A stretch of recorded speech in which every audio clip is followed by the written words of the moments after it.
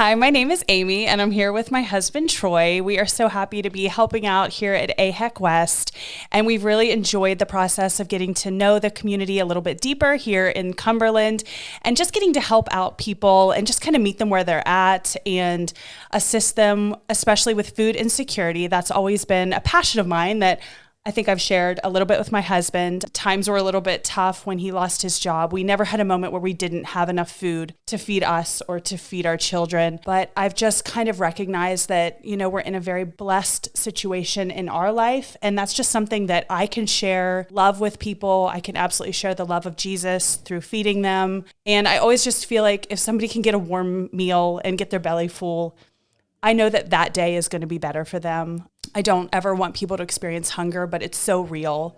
And it just feels like a way that I can only do so much as one person, but that's something that I can always do for people.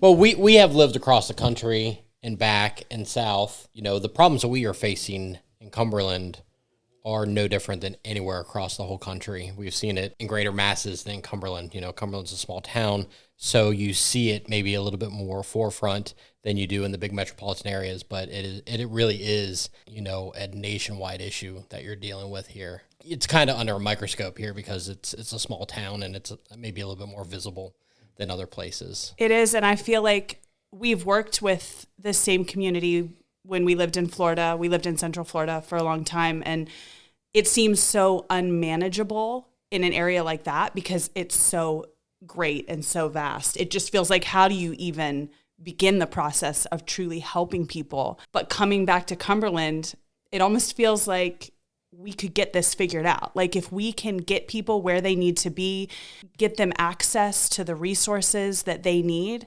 it almost seems more manageable to me just coming from that lens of such a larger area. Right, like you could hold one daily event and you think you'd have enough supplies to feed 1 million. There's so much turnout that you go through those supplies way quicker than you ever thought you would. So it kind of humbles you in that respect that, as much as you think you're prepared, the need was far greater than you were ever expecting. I think that it's been really incredibly eye-opening. Zero judgment because I've been in this situation. I think a lot of us just think, well, if they're not on the streets, they're probably okay. I think a lot of us are so busy in our own lives and we're going to work, we're running our kids from place to place, we're grabbing fast food, we have food at home, we can pop into the market. And this is me, so I'm calling myself out here too. And sometimes you just get so lost in your daily routine, you don't realize that there's kids in schools, friends of your children, there's families that and they are going home and their pantries are empty because they're affording housing and that's it. Bills are maybe getting paid, but that's it. We've been really fortunate in our lives, but we've been in a place where it was close, where we were squeaking by, where we had $47 to get our groceries for 2 weeks. And even then there was enough to still feed our children and feed us. But I think it's just hard to recognize that just because people aren't living on the streets, it's not just those people that you see when you drive by. It's a real epidemic in this area. I'm sad to know more about now that I'm working closer with the community. It's heartbreaking, but I'm happy to know because it's real and I want to be a small part of a change. And I think that's what we've figured out. Like, you just have to jump in the mix. Like, you just have to ask people, what can I do? We'll have people call us and say, hey, I have a frozen lasagna. I want to get out. Connecting with local organizations, call down here to AHEC West, ask them what you can do to get involved.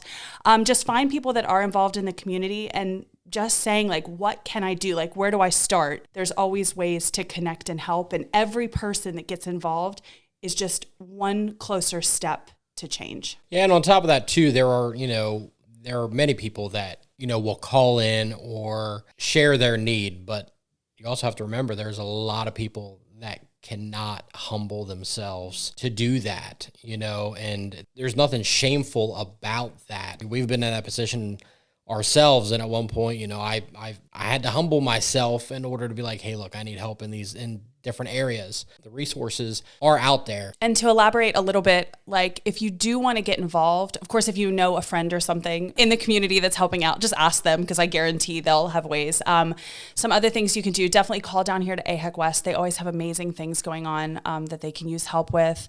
The Western Maryland Food Bank is an amazing place to volunteer. They've always got so much going on and they need help.